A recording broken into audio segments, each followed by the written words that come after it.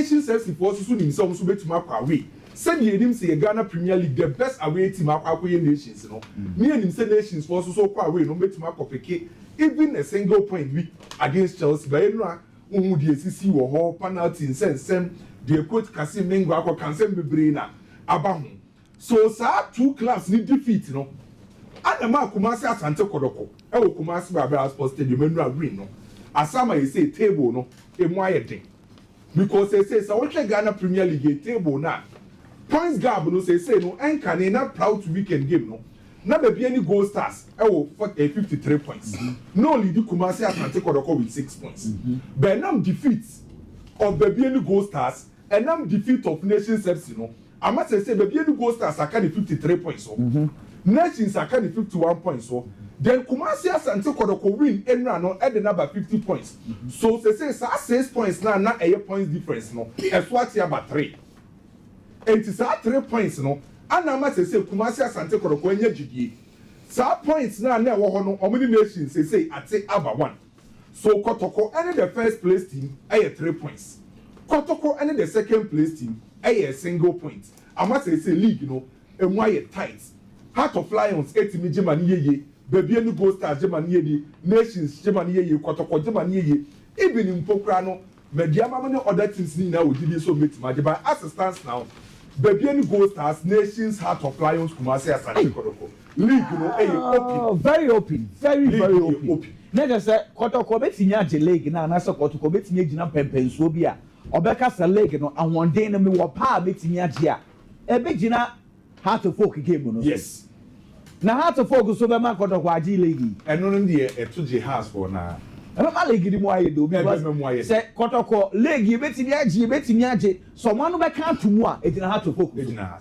announce say the Bieni Gold Stars both against Karela Karela so person mo avoid relegation no what you feel cry ase wo ko be na ko e say the Bieni say league ne de ye be wie na bibia timisi because the Bieni man na nim say Karela ne has e kwa akobodro and mum ba ko twe draw wa akra enti omo ni Bieni Gold Stars be pe league age Karela so person avoid relegation ti sa match ne susu de of and so ye top then has to poke Asante Kotoko and so see a top so say so far the first position equals the fourth position league you know you're very tight very competitive 4 clubs no obi abet me do says as a stands down to me nka say change na we na age and as we na age ba still na baby any Gold Stars and original position here so obeje of course they have one game against yes. Shermana omenyo omo point that will be before Kotoko game yeah enti say the baby any Gold Stars okay omo fixes ni yes baby any Gold Stars matches are can on Karela bebo okay e wo fie oni nso atreman obeje sa 3 points no obesa ne Kotoko abo no ne brekum Chelsea abo away no ne ha Accra Lions abo let's say baby any Gold Stars games aka no on to kwan kesi o the only akwentu obekọ eye brekum and so baby any to brekum and say that mu obiasa because obetine fie ni Karela abo obetine fie ni Kotoko abo obetine fie ni Accra Lions abo so away game eye brekum Chelsea as it stands now there he say baby any Gold Stars and winning the home matches na just say baby any Gold Stars be lega ejina baby any mine ankasa ejina man ankasa so there's kind of support for the Bema team, no? And the Bema team in Aji. Because they say no more destiny and Kasa Ekuta with him. So and what's that? Snefina Hey, and the game will be our study being Yama. And what's that? Mr. Mapitolo, name of fans, more be any Gold Stars if only you know. Dear Drew, somebody lega. Ejina Mufi or Mufi. Aha. Why back to Emra game across Babara Sports Stadium now. You analyze the game very well. No kre wo me say enra proud to Kotoko ni Aduana Stars game no yem na enim de na asisi e wo Kumasi Asante Kotoko aso eye na omo last 4 games before Aduana Stars na Kotoko en win bi wa draw mu mienu alusu mu mienu a possible 12 points no picking 2 e ka hu bi no mu je coach Prosper Nate Ogumekwan I say new technical director interim coach aba Karim Zito na Karim Zito ni focus any Kotoko di omo plan ye say against Aduana Stars e was omunya win so ade na eda Kotoko ani so ni ye say enra e kwan bia so being it fair means e was Kotoko ti nya sa 3 maximum points so the most important thing ana Kumasi Asante Kotoko ye no enu tie coach Karim Zito se be bi eduru no Kotoko ehia ba efe and obi enu obetima convince me say period a coach Karim Zito befa Kumasi Asante Kotoko anytime na aka no obetimi at the ono system and the style of play aba Kotoko say e better keep time so baby I do no Kotoko under coach Karim Zito ebe here results than good performance. Very well. So Adia Mani Jeni say the first game to win the trust of the players, to win the trust of Kumasi Asante Kotoko faithful supporters, no, now what's a Kotoko winning against the Diana, irrespective of the performance. Very well. And saying now we game now, there was not few changes be by in the starting lineup of Kumasi Asante Kotoko. Bako, say what I keep Kotoko recently, not goalkeeper them, Freddy Kasari. By any game, no, you must say coach. Karim Zito se san and Sano Kakra, Emma Kamara Beda pulls him. And to be honest with you, the performance of goalkeeper Kamara was excellent. Yebobo game a na ye say warrior of the match. Player of ball modern pan na Kumasi Asante Kotoko goalkeeper. And no idea ba ko ma Kamara nkofo pen asem no was high balls any area superiority no. O claim balls ni bebre wosoro or the sa commanding presence ne ba box ni. To the larger extent, or say do penalty from some Adams and no sa penalty no. Someone yadi nenye penalty a wambodi by all the credit to Sobema goalkeeper no. So Kotoko goalkeeper Emra after send and say na Freddy Kasari na your first choice no. Kamara susu new opportunity ebedem no or perform very well. And another changes a yehu ye no say yehu oga Fernando Bas Eshasiye unse mostly ya no free bench and ever. But this time around Oshasiye and I'm saying who say Kwame Poku so no na off the bench but you Kwame Poku so a Oshasiye. So these were some few changes our coach Karim Zito ye. But so watch a game plan na enche da nya dia meche Kotoko. And na answer some bebree because watch your back four na ye Samba Onel. Henry Ansu Sefa Anna Patrick Esiedu. Sa 4 players na no mo etro for no. Said ye nim Kotoko ye share season ase no. Karim Zito idea odi real game nim ye say anytime be on be sha mo build up na say Kotoko be sha say attack no. They are all pretty as the left back Patrick Esiedu no. Either say obey invert abeka midfielders no because ena midfielders no na ye chegam na and losing team ana baba ya haya. So most especially in the first 45 minutes Kotoko initiate attack bia na omo back 4 ne beda ne back 3 ekoka Samba Onel ekoka Sefa na akoka Henry Ansu na Patrick Esiedu aba be ka 3 midfielders no ma enipa 4 eto de bi mpokra na obe overlap and obe underlap na etimya ma Fernando enya that freedom to move into spaces enti Kotoko idea of the real game ni say ye attack bia na was say 3 back midfield of 4 na enimo no players mi ensa so etime nya omo kwan etime abo but dia me hu say coach Karim Zito sesa no I was set up ni hu say mostly before say na coach Prosperity Ogum ebeko ano wo Kotoko ebobo bia na obo ne double pivot in the shape of Andrews team na Justice Blay na sa midfield no ode Baba Yahaya akọ the tip Baba Yahaya kọ nanim pa ben na game necessary mame Baba Yahaya ni ndi no nko se big ye na observe ya na Baba Yahaya e wo deep of the midfield anka mostly ye hu Baba Yahaya say anka obo as a typical number 10 a classic number 10 a wo gina strikers nechi by coach Karim Zito first game adia me notice ye na me hu several times because me coach to ne nyoma ni ho by the moment I will be repeating adia ba akum yemi yes and me hu say the game plan approach ayaka throw so mostly me hu Baba Yahaya say o deep of the midfield ono ana na no ye man ye controller ono ana ye man ye connector because Kotoko be building from deep on the linking the deep midfield and the forward line and say no obi o hwe Baba Yahaya bia no mo say mostly o deep of the midfield and so what check the combination between ono Baba Yahaya and Kwame Poku edu say go ne ba ya that was excellent and say no the role na ye dem an say onye the controller onye the connector onye the tempo setter on linking the deep and the forward line area no Baba Yahaya unto say obefra no it seems so nya knock obefrim no now this guy was excellent and the combination with Kwame Poku this go ne by and also so Ediana goalkeeper wanya de go na Kwame Poku share wanya de because we oppose one here the ball exactly that was some build up in the name the combination between Baba Yahaya then Kwame Poku it was excellent and idea about Kwame Sa notice here the work rate of Albertamwa and Fernando. So 2 players no were created no. Not many home. Most especially without the ball. Se Kotoko elusubo obiana eya the work rate of Albertamwa and Fernando. How we to drop back?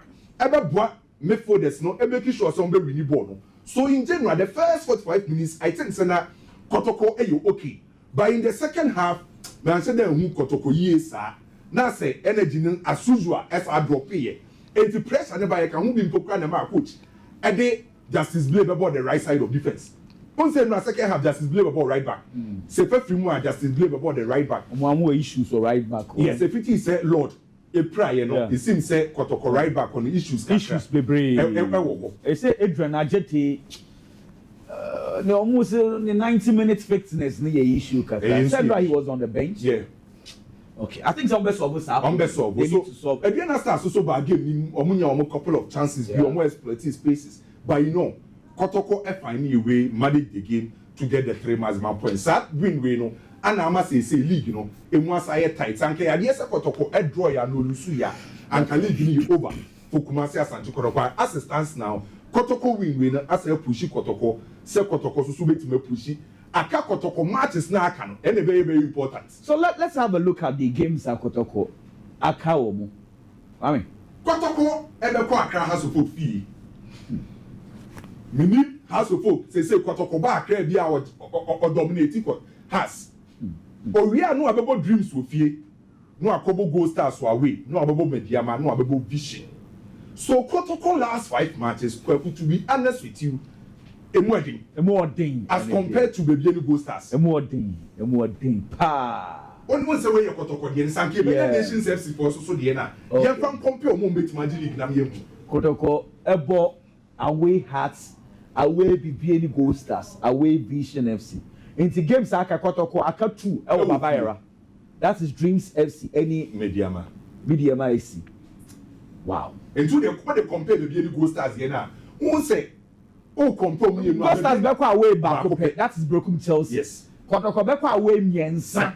And you know a very difficult grounds. And as our way miensa no nipa na o lead the table nipa na na print only fear so na wo circle.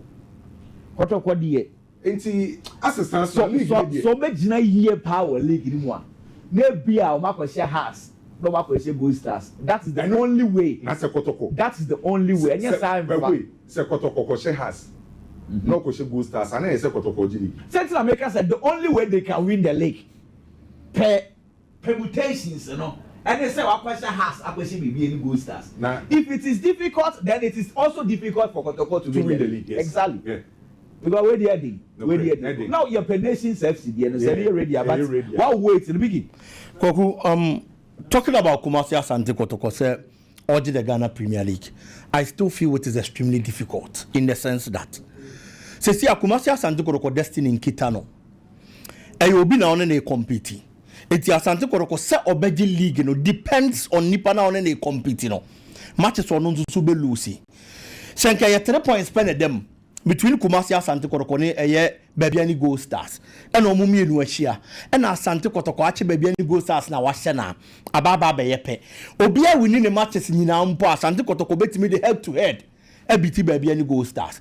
But in this instance se Kotoko wahye Babiani Gold Stars mpo a weekend na Babiani Gold Stars ani so atre game ne beba so no or another 3 points one man e dey equal 6 points lead o.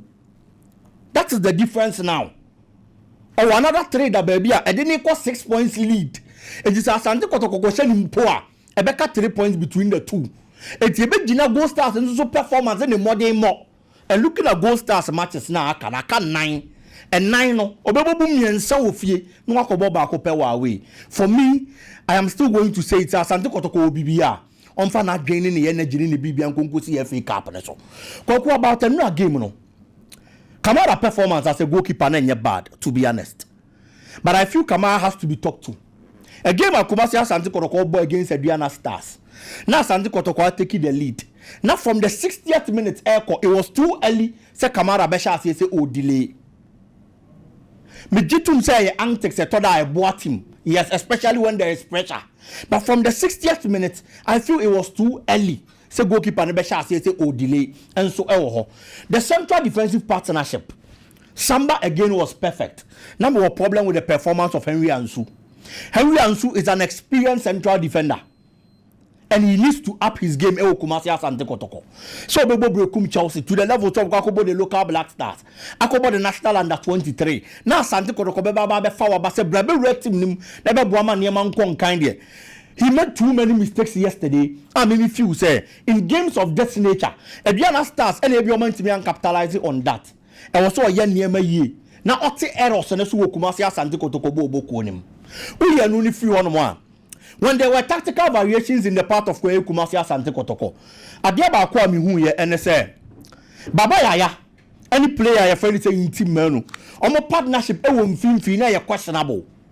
Individually, no more Mohammedan. In team menu bonnet here, Baba Yaya bonnet here. But the partnership between the two, and I always say in football, there are certain positions that in your partnership need understanding. The kind of partnership Justice Blaney in team menu are forming. I feel na Baba Yaya Baba be Obo. So there were that kind of problems. And so I was our position, no, especially some film honomo. And coach, has to work on that. And limiting team menu performance this season. So why in team menu only Justice Blaney bar a lot of the times occur or to me carry ball any open spaces or to me carry ball any creative chances Asante Kotoko any attacking the opponent and the the final third of the pitch.